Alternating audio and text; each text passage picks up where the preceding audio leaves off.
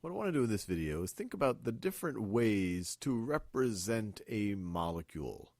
So the most obvious way is its name. So for example, you could be referring to a molecule of benzene. Benzene. But just the word benzene tells you very little about what actually makes up this molecule. And there's other naming conventions that do give more information, but you might say, well, I actually want to know more about the actual particular elements that make it up. Well, that might be, in that case, it might be useful to move up to the empirical formula. Empirical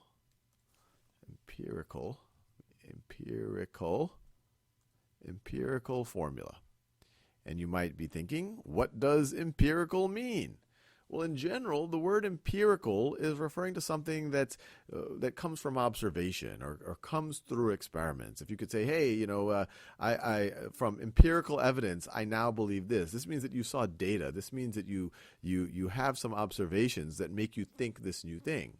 And the reason why we call what I'm about to write down an empirical formula is because early chemists would have been able, they weren't able to look at just one molecule, but they could at least they could observe the ratios that it seemed like of the different elements that they had in a molecule. So an empirical formula gives you a ratio of the elements in the molecule.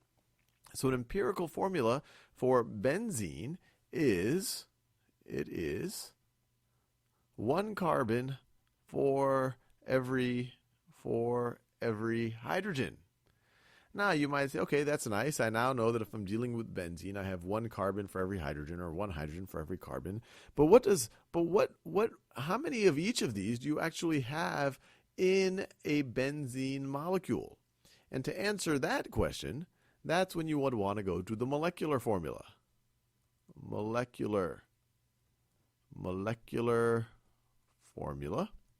And the molecular formula for benzene, which is now going to give us more information than the empirical formula, tells us that each benzene molecule has 6 hydrogens and, 6 carbons and 6, I'm really having trouble today, 6 hydrogens, 6 carbons and 6 hydrogens. Now the ratio is still 1 to 1. You get that right over here. It's very easy to go from a molecular formula to an empirical formula. You essentially are losing information. You're just saying the ratio. Okay, look, it's a ratio of 6 to 6, which is the same thing as 1 to 1. If we wanted to, we could write this as C1H1, just like that, to show us that the ratio for every carbon we have a hydrogen. And we see that that's actually the case in one molecule. For every 6 carbons, you have 6 hydrogens, which is still a 1-to-1 ratio. But that might not satisfy you. You might say, well, okay, but how are these 6 carbons and 6 hydrogens actually structured? I want more information.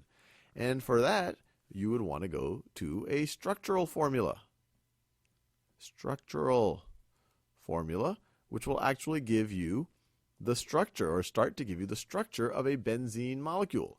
A benzene molecule would be drawn like, so you would have 6 carbons in a hexagon. So 1, let me write it this way, 1, 2, 3, 4, 5, 6 carbons in a hexagon, just like that. And then you have a double bond. Every other of these bonds on the hexagon is a double bond. And then each of these carbons are also attached to a hydrogen, also bonded to a hydrogen. And each of these lines that I'm drawing, this is a bond. It's a covalent bond. We go into much more depth in other videos on that, but it's a sharing of electrons. And that's what keeps these carbons near each other, and what keeps the hydrogens kind of tied to each other, or the hydrogens tied to the carbons and the carbons tied to the hydrogens. So let me draw it just like this. And this is only one variant of a structural, it's hard to see this, that one I just drew. So let me see if I can do a little bit. That's about as good. Hopefully you see there's a hydrogen there, and there's a hydrogen right over there. And this is one variant of a structural formulas. Some structural formulas will actually give you some 3D information, will tell you whether a molecule is kind of popping in or out of the page. Others might not be as explicit. Once you go into organic chemistry, chains of carbons are just done, you might see something like this for benzene, where the carbons are implicit as the vertex of each of there's an implicit carbon at each of these vertices, and then you say, okay, carbon's got to have is typically not gotta, but it's typically going to have 4 bonds in its stable state. Well, I only see 1, 2, 3. Well, if it's not drawn, then it must be a hydrogen, and that's actually the convention that people use in organic chemistry. So there's multiple ways to do a structural formula, but this is a very typical one right over here. So as you see, I'm just getting more and more and more information as I go from empirical to molecular to structural formula.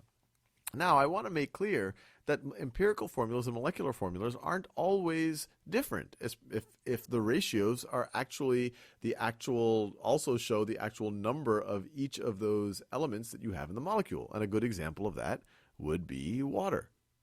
So let me do water. So let me do this in a different color that I've pretty much used every color. So water. So water, we all know, for every 2 hydrogens, and since I already decided to use blue for hydrogen, let me use blue again for hydrogen.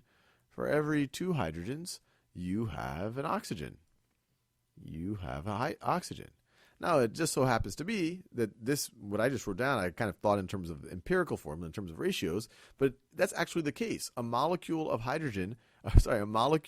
water has exactly 2 hydrogens and 1 oxygen. And if you want to see its structural formula, and you're probably familiar with it, or you might be familiar with it, each of those oxygens in a water molecule are bonded to 2 hydrogens. So hopefully this at least begins to appreciate different ways of referring to or representing a molecule.